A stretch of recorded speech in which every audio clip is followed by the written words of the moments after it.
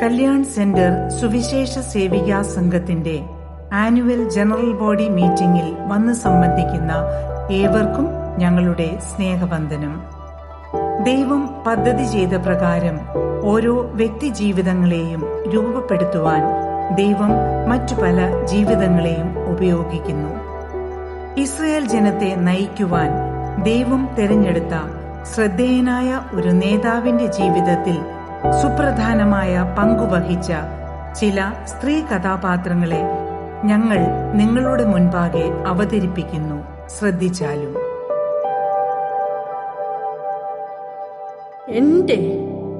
എന്റെ ദൈവത്തിന് ഞാൻ എത്ര നന്ദി പറഞ്ഞാലും മതിയാകില്ലല്ലോ.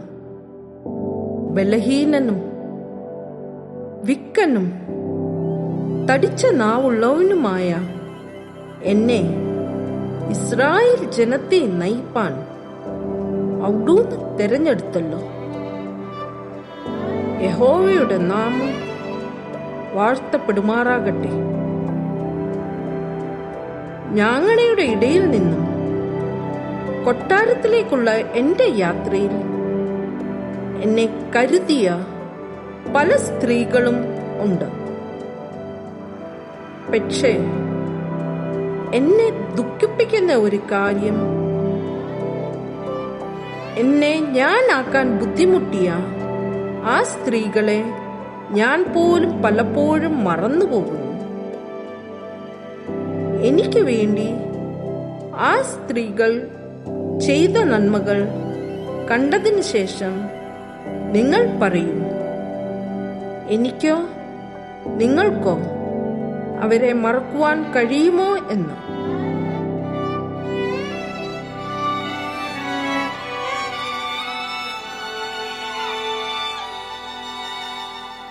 ആരവിടെ? ക്ഷിപ്ര പൂവ എന്നീ സ്തുതികർമ്മിണികളെ എത്രയും പെട്ടെന്ന് എന്റെ കൊട്ടാരത്തിലേക്ക് കൊണ്ടുവരൂ. ഉത്തരവ് പോലെ പ്രഭോ.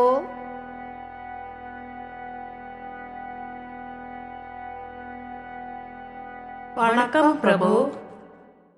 നിങ്ങൾ എന്തൊരു പ്രവൃത്തിയാണ് ചെയ്യുന്നത്? എബ്രായ ആൺകുഞ്ഞുങ്ങളെ കൊല്ലണമെന്ന് നാം കൽപ്പിച്ചപ്പോൾ നിങ്ങൾ എന്തുകൊണ്ട് അവരെ ജീവനോട് രക്ഷിക്കുന്നു? രാജകൽപ്പനയുടെ ധിക്കാരമല്ലേ നിങ്ങൾ നടത്തുന്നത്? പ്രഭു, എബ്രായ സ്ത്രീകൾ മിസ്രൈമ്യ സ്ത്രീകളെ പോലെയല്ല. അവർ നല്ല ധിറമുള്ളവർ. സൂതികർമ്മിണികളായ ഞങ്ങൾ അവരുടെ അടുക്കൽ എത്തും മുൻപേ അവർ പ്രസവിച്ചു കഴിയും. ഞങ്ങളുടെ ഭാഗത്ത് ഒരു തെറ്റുമില്ല പ്രഭു. ഇനി മുതൽ ജനിക്കുന്ന ഏത് ആൺകുട്ടിയെയും നദിയിലിട്ട് കളയുവാനും പെൺകുട്ടിയെ ജീവനോടെ രക്ഷിക്കുവാനും നാം കൽപ്പിക്കുന്നു.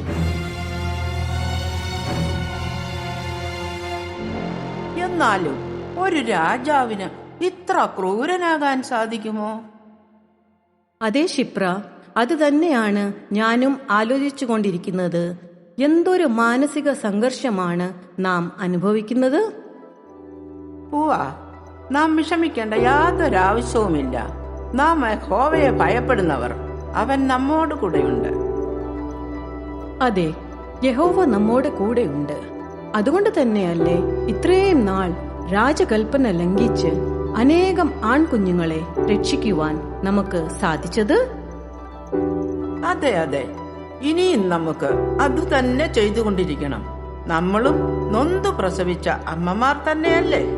എങ്ങനെ ഒരു കുഞ്ഞിനെ കൊല്ലുവാൻ നമുക്ക് സാധിക്കും? ഇല്ല, ഒരിക്കലും നാം അത് ചെയ്യുവാൻ പാടില്ല. ക്ഷിപ്ര, ഞാൻ ഇപ്പോഴാണ് ഓർത്തത്, നമ്മുടെ അമ്രാമിന്റെ ഭാര്യ യോഖേബേദ് ഗർഭിണിയായിരുന്നില്ലേ? അവൾ ഇപ്പോൾ പ്രസവിച്ചു കാണുമല്ലോ. അതെ, തീർച്ചയായും അവൾ പ്രസവിച്ചു കാണും. നമ്മളൊന്ന് പോയി അന്വേഷിച്ചാലോ?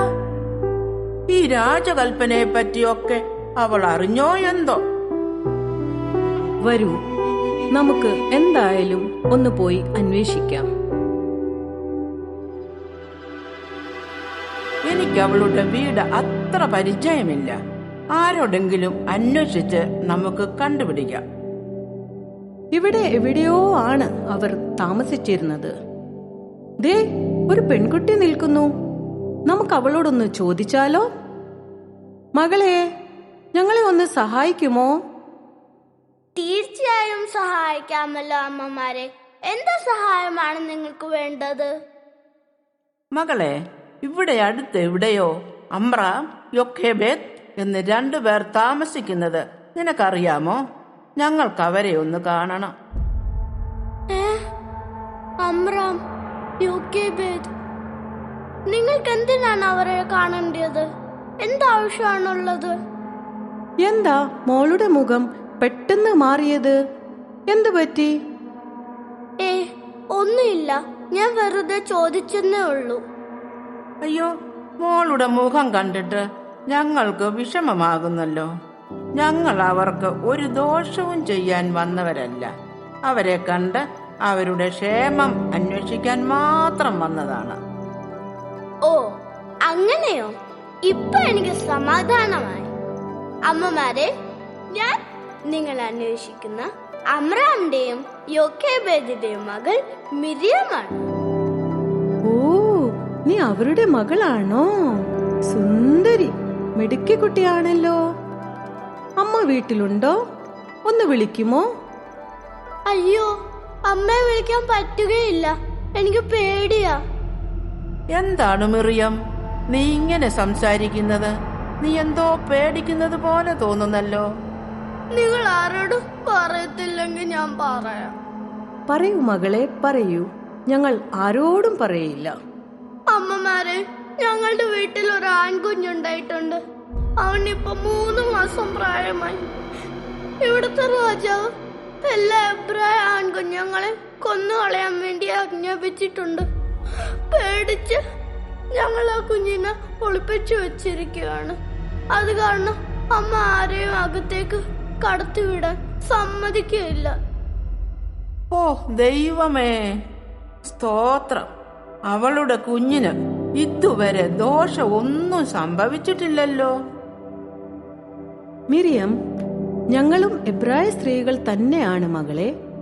ഞങ്ങൾ ഒരു ദോഷവും നിങ്ങൾക്ക് ചെയ്യുകയില്ല. മിറിയം, നീ പോയി അമ്മയെ വിളിച്ചുകൊണ്ടുവരൂ.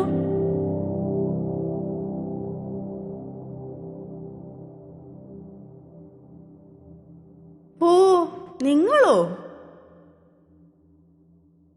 യോഖേബേദ്, നീയും കുഞ്ഞും സുഖമായിരിക്കുന്നു എന്ന് അറിഞ്ഞതിൽ ഞങ്ങൾക്ക് വളരെ സന്തോഷം. ഞങ്ങൾ ഭയപ്പെട്ടതുപോലെ ഒന്നും സംഭവിച്ചില്ലല്ലോ ദൈവമേ. അതേ സഹോദരിമാരെ, ഈ നിമിഷം വരെ ദൈവത്തിന്റെ കൈ എന്നോട് കൂടെ ഉണ്ടായിരുന്നു. എന്റെ ഈ മകന് 3 മാസം പ്രായമായി. ഇനിയും ഞാൻ ഇവനെ എങ്ങനെ ഒളിപ്പിച്ചു വെക്കും? യോക്കെബേഡ്, നീ ധൈര്യമായിരിക്കൂ. ഇസ്രായേലിന്റെ ദൈവമായ യഹോവ നമ്മോടുകൂടെ ഇരിക്കും.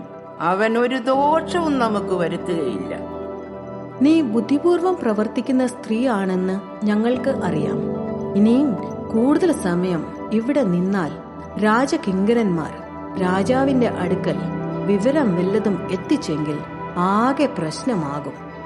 ഞങ്ങൾ അതുകൊണ്ട് പോകുന്നു. നിങ്ങൾ ഞങ്ങളെ അന്വേഷിച്ചു വന്നതിൽ വളരെ സന്തോഷം. യഹോവ നിങ്ങളോട് കൂടെയും ഇരിക്കട്ടെ.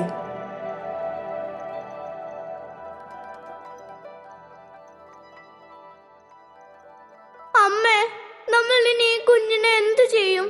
എനിക്കും പേടിയാവുന്നു. ശരിയാണ് മോളെ, നമുക്കിനി ഇവനെ ഒളിപ്പിച്ചു വെക്കാൻ സാധിക്കുകയില്ല. എന്തെങ്കിലും ചെയ്തേ മതിയാവൂ. അതെ അമ്മേ, നമുക്ക് പെട്ടെന്ന് എന്തെങ്കിലും ചെയ്യണം. ഇവനെ രക്ഷിക്കണം.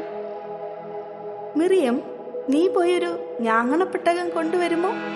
ഞാൻ ഇപ്പോൾ തന്നെ കൊണ്ടുവരാമല്ലോ അമ്മേ. പശയും കീലും എടുക്കാൻ മറക്കരുതേ.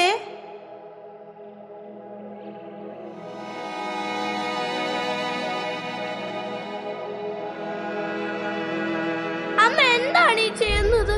നമ്മളുടെ ഈ കുഞ്ഞിനെ എവിടെ കൊണ്ടുപോവുകയാണ്? വരൂ മകളെ, അതൊക്കെ ഞാൻ നിന്നോട് പറയാം.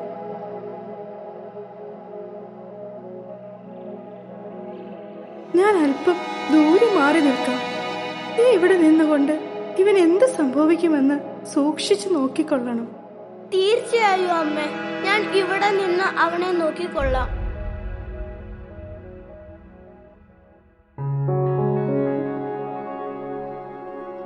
എന്തൊരു ഭംഗിയാണ് ഈ നീല നദിയും അതിന്റെ ചുറ്റുമുള്ള ഈ ചെടികളും പൂക്കളുമൊക്കെ. അതെ കുമാരി, ഈ നദീതീരം അതിമനോഹരമാണ്. ഈ ഇളം കാറ്റ് എനിക്ക് വളരെ ഇഷ്ടമാണ്. കുമാരി, ദയവായി നദിയുടെ അരികിൽ നിന്നും അല്പം മാറി നടക്കൂ. നല്ല ആഴമുള്ള നദിയല്ലേ? അതാ, നിങ്ങൾ അങ്ങോട്ടൊന്ന് നോക്കൂ. ഒരു പെട്ടകമല്ലേ ആ നദിയിൽ കൂടി ഒഴുകി വരുന്നത്? അതിലെന്തായിരിക്കും? നിങ്ങൾ അതൊന്ന് എടുത്തുകൊണ്ടുവരുമോ? തീർച്ചയായും കുമാരി, ഞാൻ എടുത്തുകൊണ്ട് വരാം. ഓ, എന്ത് സുന്ദരനായ ഒരു ആൺകുഞ്ഞ്! ഇതൊരു എബ്രായ പൈതൽ തന്നെ. എങ്കിലും ഇങ്ങനെ ഒരു കുഞ്ഞിനെ നദിയിൽ കളയുവാൻ ഏതമ്മയ്ക്ക് സാധിക്കും? ആരായാലും അവൾ ഒരു ക്രൂര തന്നെ. അതെ അതെ, ഒരമ്മയ്ക്കും ഇതിന് സാധിക്കുകയില്ല. അയ്യോ, ഈ കുഞ്ഞ് കരയുന്നല്ലോ. വിശന്നിട്ടായിരിക്കും. നാം എന്താണിപ്പോൾ ചെയ്യുക? എന്താണ് ഈ പെട്ടകത്തിന്റെ അകത്ത്? കുഞ്ഞു കരയുന്നത് അതിന്റെ അകത്ത് നിന്നാണോ? അതെ മകളെ, ആരോ ഈ നദിയിൽ ഒരു പൊന്നോമന ആൺകുഞ്ഞിനെ ഉപേക്ഷിച്ചിട്ട് പോയിരിക്കുന്നു. അവന്റെ കരച്ചിലാണ് നമ്മൾ ഈ കേൾക്കുന്നത്. കഷ്ടം! ഇങ്ങനെയൊക്കെ ചെയ്യാൻ ആർക്കാണ് കഴിയുന്നത്? ഒന്ന് കാണിച്ച് ഞാനും ആ കുഞ്ഞിനെ ഒന്ന് കാണട്ടെ. നിങ്ങൾ ഭയപ്പെടാതെ ഇരിക്കും. ഞാൻ ഒരു കാര്യം ചോദിക്കട്ടെ. ഈ കുഞ്ഞിന് പാല് കൊടുത്തു വളർത്താൻ ഞാൻ ഒരു എബ്രായ സ്ത്രീയെ വിളിച്ചു കൊണ്ടുവരട്ടെ? അയ്യോ, ഇത്രയും ചെറിയ കുട്ടിയായ നിനക്ക് അതിന് സാധിക്കുമോ? സാധിക്കുമെങ്കിൽ തീർച്ചയായും മകളെ, എത്രയും പെട്ടെന്ന് ആ സ്ത്രീയെ കൊണ്ടുവരൂ.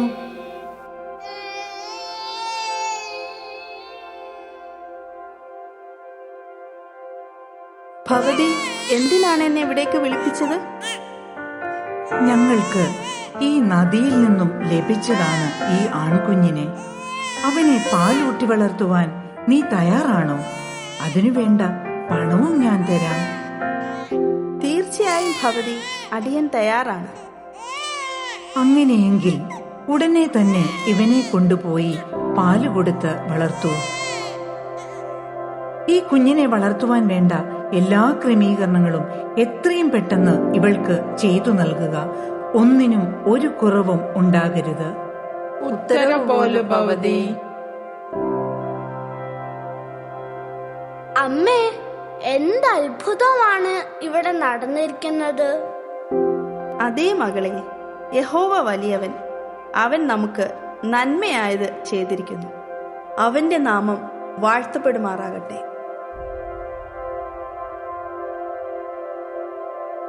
കാലം എത്ര കടന്നുപോയിരിക്കുന്നു. അന്ന് നദിയിൽ നിന്നെടുത്ത ആ ആൺകുഞ്ഞിനെ കാണുവാൻ നാം ആഗ്രഹിക്കുന്നു. ഭവതിയുടെ ആഗ്രഹം പോലെ ഞങ്ങൾ ആ മകനെ കൊണ്ടുവരാമല്ലോ. ഓ, ഇവൻ ഇത്രയ്ക്ക് വളർന്നോ? സമയം എത്ര പിന്നിട്ടിരിക്കുന്നു. എനിക്കെന്റെ കണ്ണുകളെ വിശ്വസിക്കാൻ പറ്റുന്നില്ലല്ലോ. അതേ കുമാരി, കാലം പെട്ടെന്ന് കടന്നുപോയി. ഇവൻ ഇന്ന് ഇത്രയ്ക്ക് വളർന്നിരിക്കുന്നു. ഇവൻ ഇന്നു മുതൽ എന്റെ മകനാണ്. കുമാരി, ഈ സുന്ദരക്കുട്ടന് നമുക്കൊരു പേരിടണ്ടേ? ഞാൻ അവനെ വെള്ളത്തിൽ നിന്ന് വലിച്ചെടുത്തു. അതുകൊണ്ട് അവന് ഞാൻ മോശ എന്ന് പേരിടുന്നു. ഇവനെ ദൈവം അനുഗ്രഹിക്കട്ടെ.